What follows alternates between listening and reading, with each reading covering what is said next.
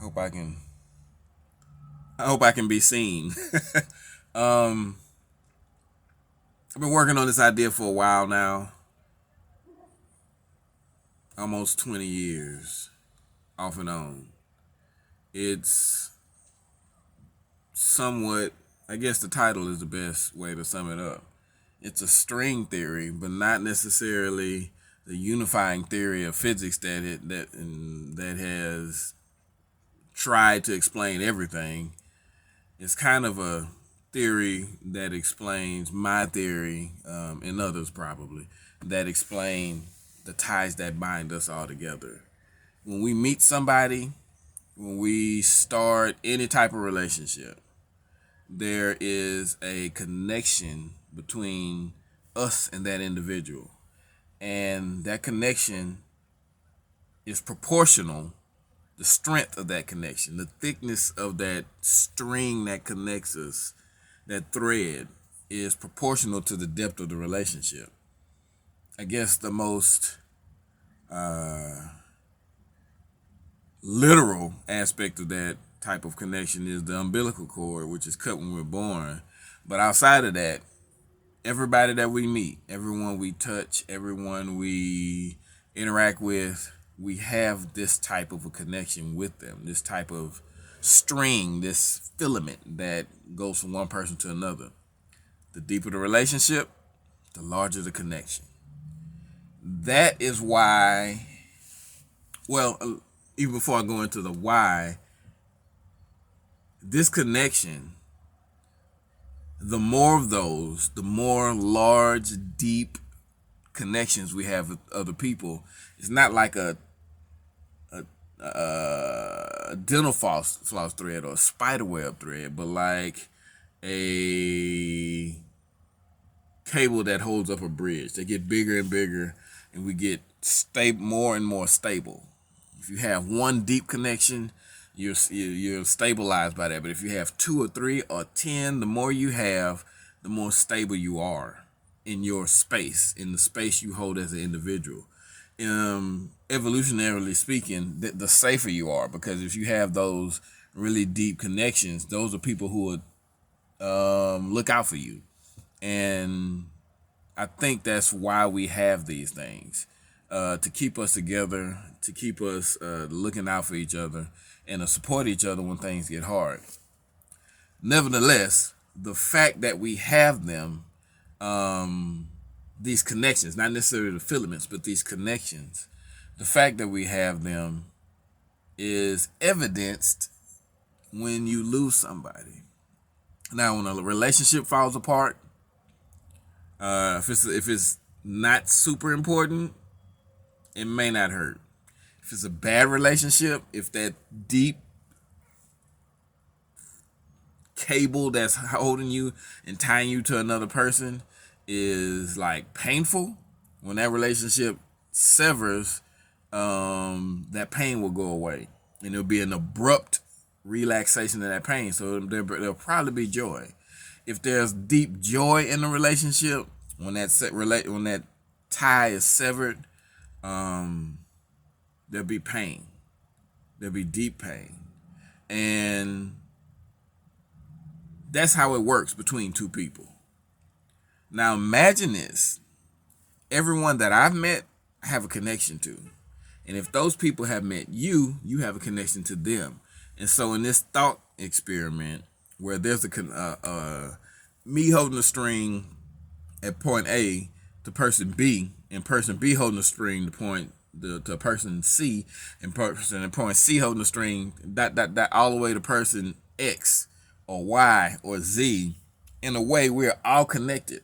It's not just like a one-to-one string, it's actually a chain. And those chains, it's not, I don't know, I know more than one person. And so I hold more strings than I have hands to hold.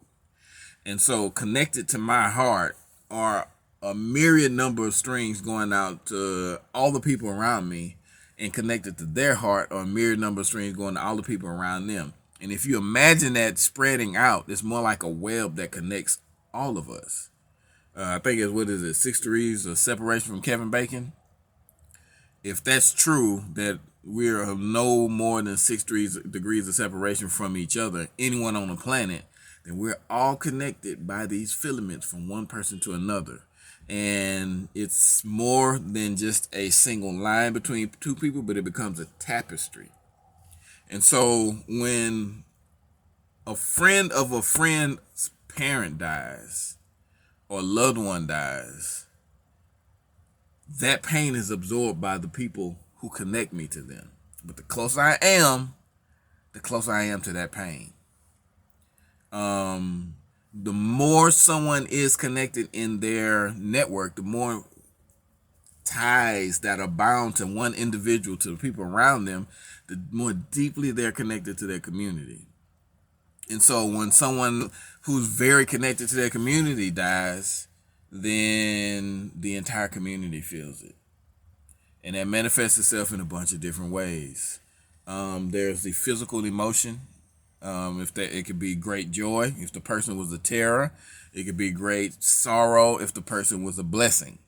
But that has knock-on effects throughout time. Knock-on effects throughout time. Those of us who know him or who are close to him feel the effects of Zen passing years ago. We all loved him, and he left before we were ready to let go of him. We weren't expecting to. Most of us didn't even get a chance to say goodbye, and so that still rings with us, and that's altered each of us that were close to him, and that alteration affects the people who don't know him but that are tied to us.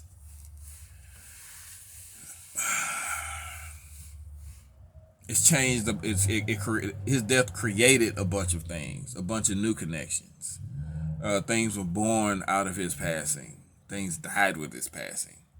And so there are real world effects of any one person's joining the web of connections and any one person's being taken out of the web of connections. Earlier tonight, I posted, just a little while ago, I posted a picture about how gas prices are high. And it is a bunch of reasons why they're high, but the largest reason is a ground war in Europe between Ukraine and Russia.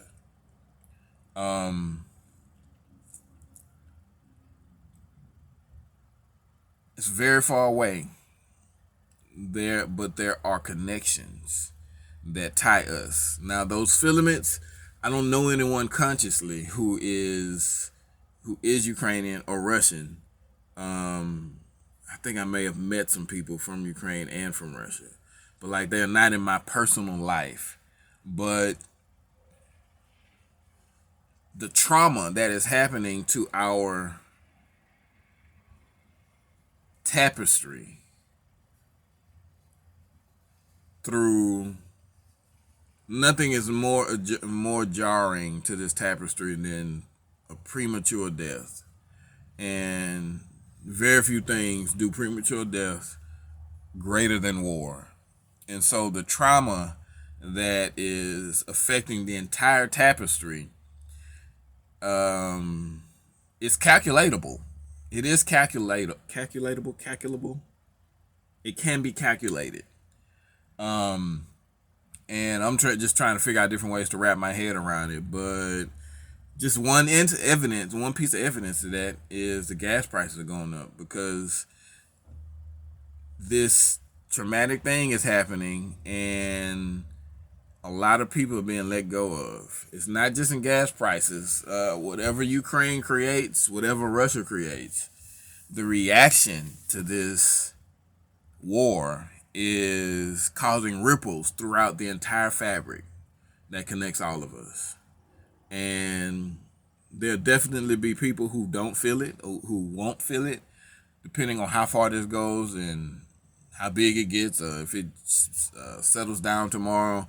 There are people who won't feel any direct effects, but a lot of us will. And I don't know, I've just been thinking about that a lot recently. Halima, I'm sorry for your loss. It's one of my great fears in life. I don't know. This is